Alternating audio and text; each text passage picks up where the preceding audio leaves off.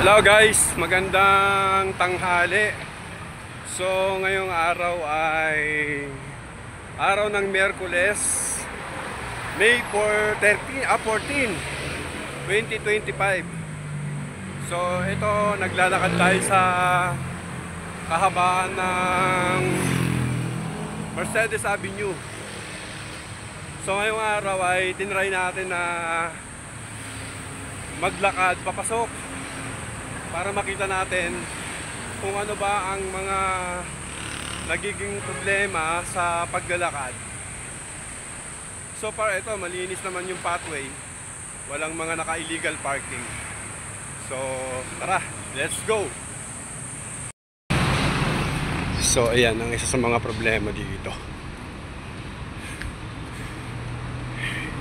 Itong mga naka-illegal parking sa sidewalk. Kaya hindi ka makadaan sa sidewalk. Ito ang mga problemang nakikita sa kalsada. So far okay naman dito. Medyo makalat lang.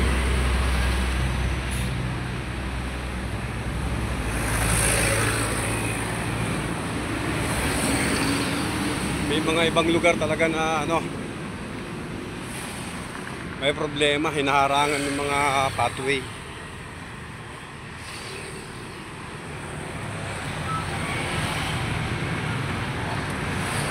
Siguro mga 20 minutes na tayo naglalakad.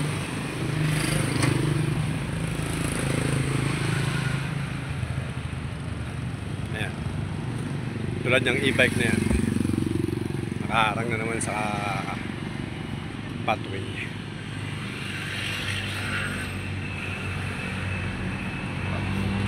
So wala ka nang magagawa kundi lumipat dito sa kalsada.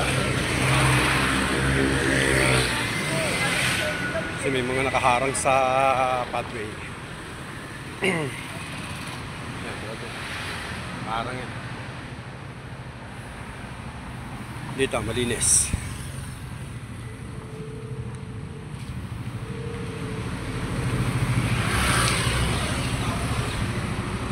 May mga ilang pasaway din talaga.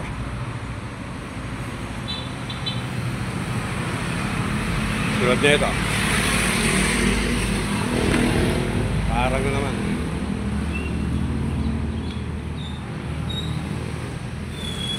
Lipat na naman dito. Kalsada na naman, kaya delikado.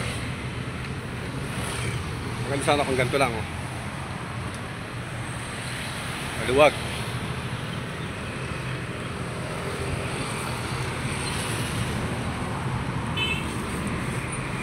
Itong kahabaan pala na to, ito yung Sandoval Avenue dito sa Pasig. Ayan. Nakikita nyo guys, ayan, may nakaharang na namang paninda sa pathway.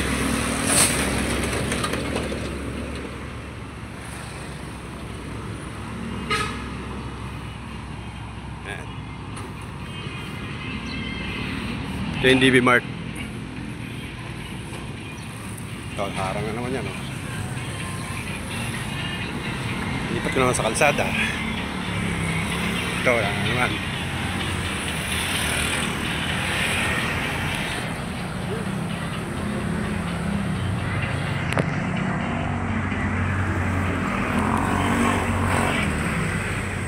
Try lang natin pumasok ng naglakad.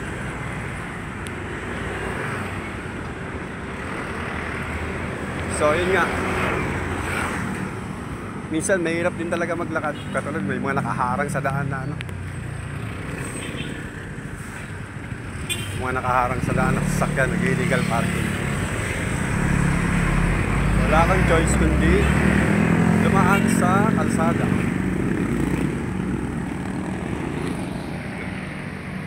So far maluwag naman ngayon. Walang nakaharang.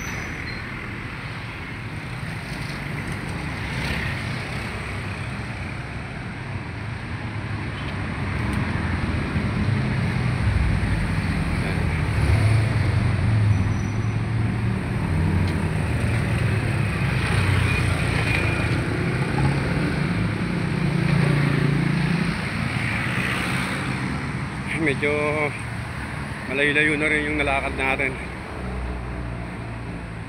Siguro mga 2 kilometro na. Mula Nagpayong hanggang dito sa may kanto ng Sandoval at Mercedes. Dito medyo maluwag, walang nakaharang.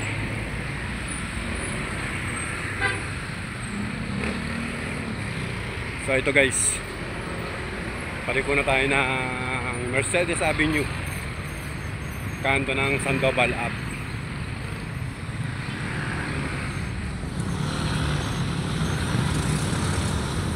Ayan, bisa natin tumawin. Ayun, merong police visibility rin to.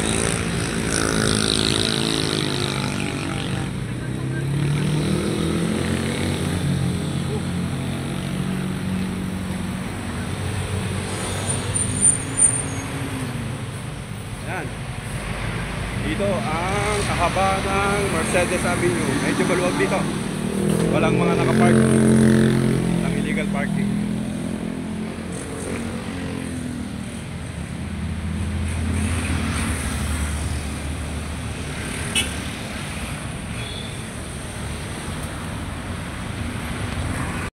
So, eto na guys. Magsimula na tayong maglakad. So, ito. Medyo may nakita na agad tayong problema. Imbis na lalakaran ng tao, may nakaharang na. Ito, dalawa pa sila. Ito yung mga problema na napapansin ko sa kalsada natin. Minsan yung iba walang disiplina. Tulad niyan, ayan. Ipit na tayo dito. Kailangan talagang mag-ingat habang naglalakad.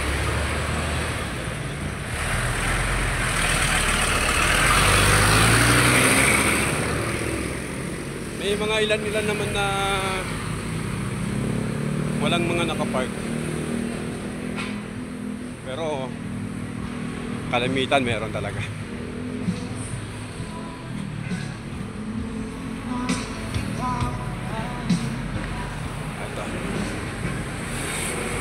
So medyo malapit na tayo sa ating pinapasukan, kaya medyo bilis-bilisan na natin at late na rin tayo. Ayan, katulad niyan. Kaharang na naman.